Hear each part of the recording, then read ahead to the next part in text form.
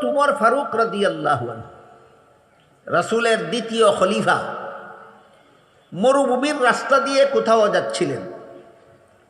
পেটে বড় খিদা লেগেছিল, কিন্তু সাথে খাওয়ার মতো কিছু নাই। মরুভূমির রাস্তা হওয়ার কারণে রাস্তার পাশের থেকে খাদ্য সংগ্রহ করারও সুযোগ নাই। তাই পেটের খিদায় উমরের কষ্ট হচ্ছিল।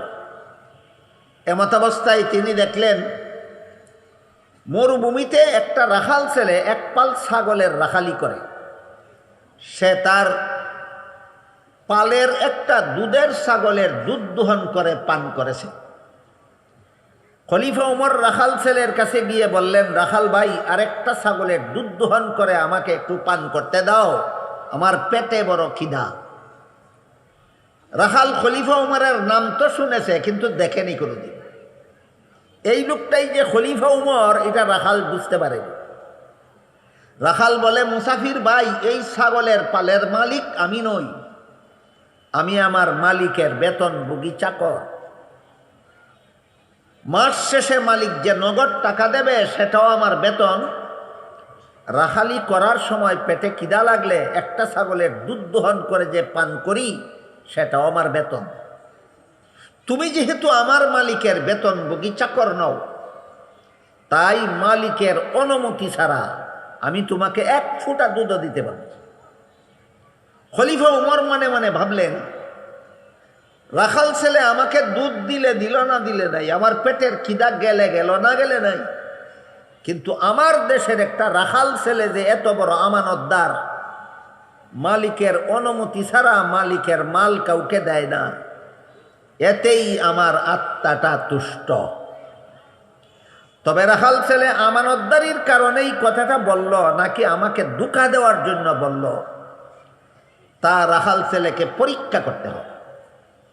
এবার খলিফা উমর এই রাখাল ছেলেকে পরীক্ষা করার জন্য বললেন, ঠিক আছে, তুমি যদি একটা ছাগলের দুধ আমাকে বিনামূল্যে না দাও, তাহলে একটা দুধের ছাগল আমার কাছে উচিত মূল্যে বিক্রি করে দাও। এতে আমার একটা উপকার হবে, তোমার একটা উপকার হবে। আমার উপকার এই হবে যে ছাগলটা কিনে নিয়ে এক্ষুনি আমি ছাগলের দুধ দোহন করে পান করব, আমার পেটের খিদা নিবারণ হবে।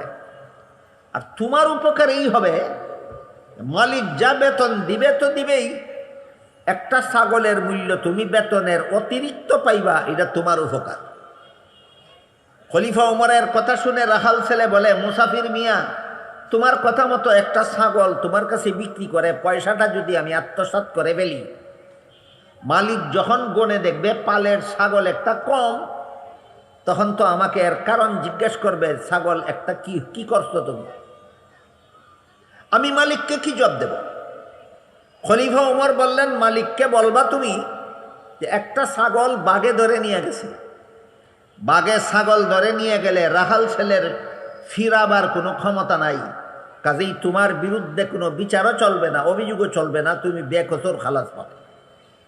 এই কথা বলা মাত্র রাখাল ছেলে খলিফা উমর চিনে না মুসাফির লোকটা চিনে? মুসাফির লোকটা।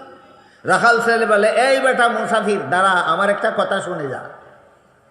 আমি আমার মালিকের বিশ্বস্ত চাকর। আমি যদি বলি ছাগল একটা বাঘে ধরে নিয়ে গেছে, 100 ভাগ বিশ্বাস করবে মালিক আমাকে, আর কোনো আপত্তি উঠাবে না।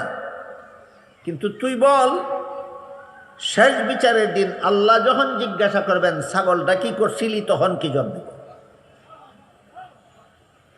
এই মালিকের ছাগল বিক্রি কইরা পয়সা আত্মসাৎ করে খাইয়া ছাগল বাঘে ধরে নিয়ে গেছে বলার মতো দুর্নীতি একজন নবী করল না, না একটা অশিক্ষিত রাখাল ছেলে করল না? অপকর্ম, এইখানে অপকর্মের থেকে শুধু নবী বাঁচলেন না, একটা অশিক্ষিত রাখাল ছেলেও বাঁচল। কিভাবে বাঁচল? একমাত্র আল্লাহর কাছে কি জবাব দিব এই ভয়ে। এই ভয়টা মানুষের অন্তরে একমাত্র মাদ্রাসা শিক্ষার দ্বারা জাগ্রত হয়। দুনিয়ার আর কোনো শিক্ষার দ্বারা অপকর্ম করলে আল্লাহর কাছে কি জবাব দিব এই ভয় আর কোনো শিক্ষার দ্বারা দুনিয়াতে জাগ্রত হয় না।